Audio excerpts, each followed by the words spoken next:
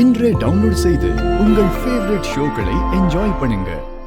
என் room முழுக்க candle light டின்னருக்கு decorate பண்றியா? நானும் லக்ஷ்மியும் கேண்டில் லைட் டின்னர் சாப்பிடணும்னு நினைக்கிறோம். ஓகே சார், நான் பண்ணிடுறேன்.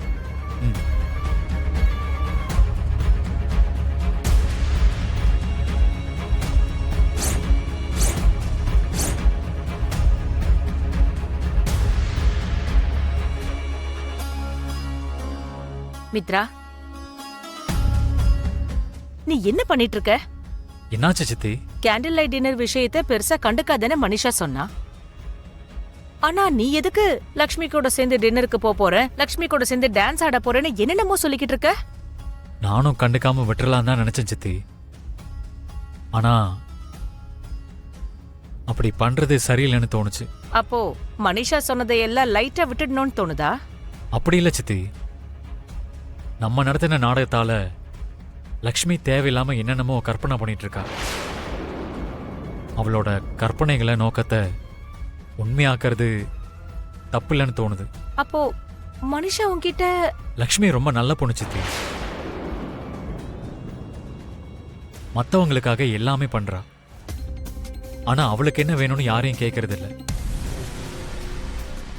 மத்தவங்களுக்கு என்ன ஆகுமோன்றத பத்தி யோசிக்கிறாளே தவிர அவளுக்கு என்ன நடந்தாலும் கண்டுக்கிறது இல்லை. அதனால்தான் அவளுக்காக ஏதாவது செய்யணும்னு தோணுது.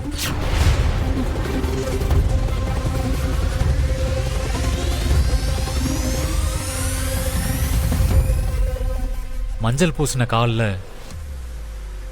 செருப்பு போடக்கூடாதுங்கிற காரணத்தினால அவ்வளோ வெயில்ல நடந்து கால் முழுக்க கொப்பளம் ஆக்கி வச்சிருக்கா. அப்படிப்பட்ட பொண்ணுக்கு இந்த மாதிரி சின்ன சின்ன சந்தோஷங்களை கொடுக்கறதுல தப்பு இல்லை சித்தி.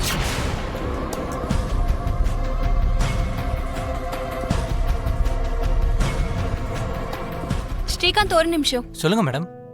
இந்த டைம்ல மித்ரா சார் காஃபி குடிப்பாரு, மறக்காம கொண்டு போய் கொடுத்துறீங்களா? கண்டிப்பா மேடம். அண்ணாக்கு எப்ப என்ன வேணும்னு எங்களை விட நீங்க தான் ரொம்ப தெரிஞ்சு வச்சிருக்கீங்க அண்ணி.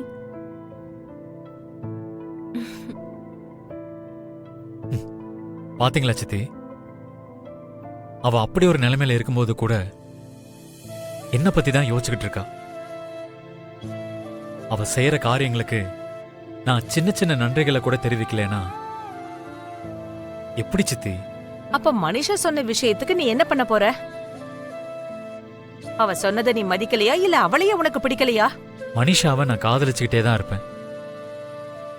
எங்க 2 பேருக்கும் இருக்கிற பந்தம் அழியாதது. அதே மாதிரி லக்ஷ்மி என் மேல காட்டுற அன்புக்கு பதிலுக்கு நான் எதுவும் செய்யாம இருக்க முடியாது. அவ எல்லாருக்காகவும் படுற கஷ்டத்துக்கு ஏதாவது ஒரு விதத்துல அவளுக்கு தேங்க்ஸ் சொல்லிக்கிட்டே இருப்பேன். நான் சொன்னதை நீங்க புரிஞ்சுக்குவீங்கன்னு நான் நம்புறேன்.